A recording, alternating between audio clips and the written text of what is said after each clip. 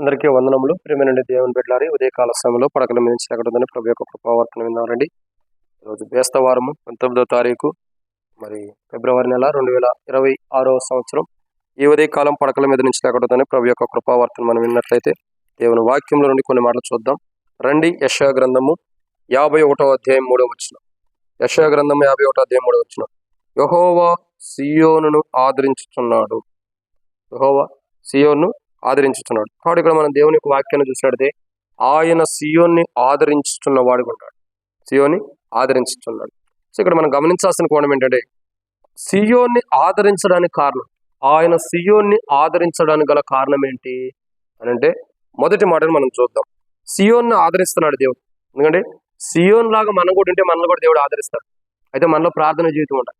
సీయోన్ని దేవుడు ఆదరించడానికి గల కారణంలో మొదటి కారణం చూడండి, యెషయా గ్రంథం 51వ అధ్యాయం 3వ వచనంలో చూసినట్టు ప్రియులారా, యెహోవా సీయోను ఆదరించున్నాడు, దాని పాడైన స్థలములన్నింటినీ ఆదరించున్నాడు. సో సీయోన్ని దేవుడు ఆదరించడానికి గల మొదటి రీజన్ ఏంటంటే దాని పాడైపోయిన స్థితిని బట్టి దాన్ని ఆదరిస్తున్నాడు. దాన్ని పాడైపోయినటువంటి పాడైపోయిన స్థితిని దేవుడు చూసి దాన్ని ఆదరించడానికి ఇష్టపడుతున్నాడు. దాన్ని సీయోన్ని ఆదరించడానికి ఇష్టపడుతున్నాడు. దాన్ని తప్పుగా అర్థం చేసుకోవద్దు. సీయోన్ని ఆదరించడానికి ఈరోజు ఈ ఉదయకాలం పడకల మీద నుంచి లేకుండా ప్రభు యొక్క కృపావర్తన ఏంటంటే మన జీవితాల్లో మనం పాడైపోయిన స్థితిలో ఉండాలి. విశ్వాస జీవితంలో, ప్రార్థన జీవితంలో, ఆరాధన జీవితంలో, క్రైస్తవ జీవితంలో, ఈ విశ్వాస యాత్ర జీవితంలో, మనం జీవించే జీవితంలో మనం పాడైపోయినటువంటి అనుభవంలో ఉంటే దేవుడు మనల్ని ఆదరించడానికి సిద్ధంగా ఉంటాడు. దేవుడు మనల్ని ఆదరించడానికి సిద్ధంగా ఉంటూ వస్తున్నాడు. కానీ ఉదయకాలం పడకల మీద నుంచి లేకుండా ప్రభు యొక్క కృపావర్తన ఏంటంటే మన జీవితాల్లో గమనించాల్సిన మొదటి కోణం ఏంటంటే మనం పాడైపోయిన స్థితిలో ఉన్నప్పుడు దేవుడు మనల్ని సీయోను వలె మనల్ని ఆదరించడానికి ఇష్టపడుతున్నాడు. సీయోను ఆదరించిన దేవుడు మనల్ని కూడా ఆదరించడానికి ఇష్టపడుతున్నాడు. ఇది మొదటి మాట. నా జీవితంలో ఎక్కడైతే పాడైపోయిన జీవితం ఉందో అది దేవుని దగ్గర వచ్చి మనం సరి చేసుకుంటే ఆ పాడైపోయిన స్థితిని దేవుడు ఆదరించేవాడు ఉంటాడు. ఇది మొదటి స్థితి, ఆదరించి తిరిగి కడతాడు. రెండో విషయాన్ని మనం చూసినట్లయితే రండి, యెషయా గ్రంథం 51వ అధ్యాయం 3వ వచనంలోనే దాని అరణ్య స్థలములను ఏదైనా వలె చేర్చున్నాను.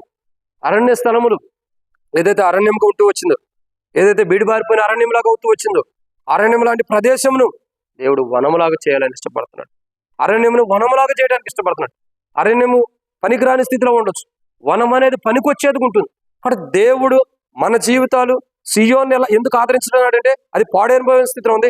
అరణ్యం లాంటి సీయోన్ని చక్కగా ఏదైనా వాళ్ళే చేయాలనుకుంటున్నాడు. సువర్ణమైనదిగా శ్రేష్టకరమైన చేయాలనుకుంటున్నాడు. ఈ రోజు నా క్రైస్తవ జీవితంలో మన జీవితంలో పాడైపోయిన స్థితిలో ఉన్న మనం దేవుని దగ్గరకు వస్తే దేవుడు మనల్ని ఆదరించడానికి ఇష్టపడుతున్నాడు. పాడైపోయిన స్థితిలో ఉన్న మనల్ని ఆదరించడానికి ఇష్టపడుతున్నాడు. ఈ రోజు రెండు, మన జీవితంలో అరణ్యంలో ఉండా అది ఏదైనా తోట వలె దేవుడు సిద్ధపరచడానికి. ఏదైనా తోటలో ఆదాముని పెట్టి ఎంత చక్కగా ఆదాముని పెట్టి ఆదాముకి శ్రేష్టకరమైన జీవితాన్ని ఇచ్చాడు, అంత జీవితాన్ని మనకు కూడా ఇవ్వాలని ఇష్టపడుతున్నాడు. అదే అలాంటి జీవితాన్ని ఇవ్వడానికి ఇష్టపడుతున్నాడు. అట్లా అని చెప్పి ఆదాము వల్లే మనం పాపంలో పడాలని కాదు. ఆదాము లాగా ఒకప్పుడు ఎలా ఉన్నాడు అలాంటి మంచి జీవితాన్ని మనం జీవించడం కొరకై ఆయన మనల్ని ఆదరిస్తానంటున్నాడు. అరణ్యంలోని మన జీవితాన్ని ఏదైనా వాళ్ళే చేయాలనుకుంటున్నాడు. ఇది రెండో కోణం. మూడో కోణం చూసినట్లయితే రండి, యెషయా గ్రంథం 51వ అధ్యాయం 3వ వచనం. దాని ఎడారి భూమిలో యెహోవా తోట వలె నవ్వును. ఎడారి లాంటి ప్రాంతం దేవుని తోట వలె దేవుడు చేస్తున్నాడు. ఎడారిలో మొక్కలు పెరగటం కష్టం, ఎడారిలో మొక్కలు అన్నీ ఉండవు. కానీ ఇక్కడ గమనించండి, ఎడారిలో మొక్కలు ఉండవు, కానీ దేవుడు ఏం చేయాలనుకుంటాడు? యెహోవా తోట వలె. దేవుడు తన తోటలో అన్నిటిని సమృద్ధిగా పెట్టగలిగిన వాడు. ఫలించలేని స్థితిలో ఉన్న వాటిని ఫలింపజేస్తున్నాడు. ఒక మాట చెప్పాలంటే, సో దేవుడు సీయోన్ని ఆదరించడానికి కారణం అది పాడైపోయింది, అది అరణ్య స్థలం వలె ఉంది, అది ఎడారి వలె ఉంది. సో పాడైపోయిన దాన్ని బాగు చేయడానికి ఆదరిస్తున్నాడు. అరణ్యం లాంటి దాన్ని ఏదైనా తోట వలె సమృద్ధిగా వనం వలె చేయడానికి ఇష్టపడుతున్నాడు.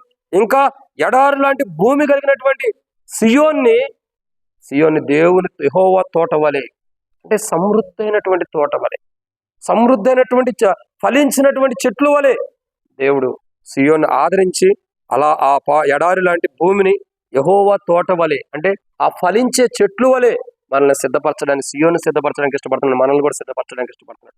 మనం ఫలించలేకుండా, ఈ విశ్వాస క్రైస్తవ జీవితంలో మనం ఫలించలేకుండా ఎక్కడైతే ఎడారి లాంటి జీవితం మనలో ఉంటూ వస్తుందో, ఎక్కడైతే ఎడారి లాంటి జీవితాన్ని మనం కలిగి ఉంటున్నామో, ఎక్కడైతే ఎండిపోయినటువంటి క్రైస్తవ జీవితం మనకు ఉందో, ఈ రోజు ఆ ఎండిపోయిన క్రైస్తవ జీవితాన్ని దగ్గరికి ఆయన తీసుకుని మనల్ని ఆదరించి ఎండిపోయిన క్రైస్తవ జీవితాన్ని మరలా చిగురింపజేయడానికి ఇష్టపడుతున్నాడు. అందుకే మన దగ్గర తీసుకుని ఆదరించాలనుకుంటున్నాడు, సీయోన్ని ఆదరించినట్టు. ఇది మూడో కోణం. నాలుగో కోణాన్ని చూసినట్టే యెషయా గ్రంథం 51వ అధ్యాయం 3వ వచనం. ఆనంద సంతోషములను.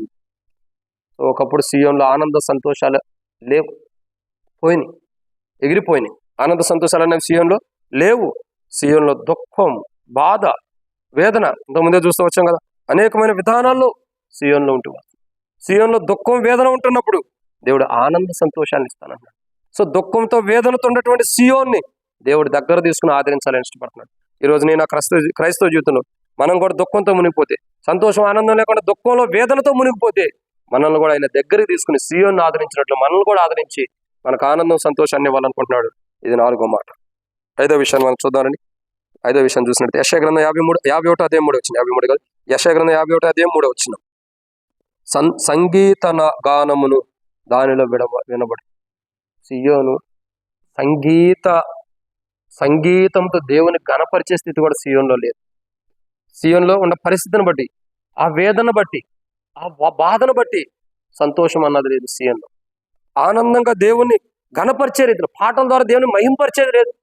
ఎందుకంటే అది అంత దారుణమైన స్థితిలో, ఒక మాట చెప్పాలంటే గణపరిచేటటువంటి మాటలు కూడా రానటువంటి పరిస్థితిలో ఉంది. గణపరిచేటటువంటి మాటలు కూడా బయటికి రాలేని స్థితిలో ఉంటూ వచ్చింది. అలాంటి సియోన్ని యెహోవా ఆదరించాలనుకున్నాడు.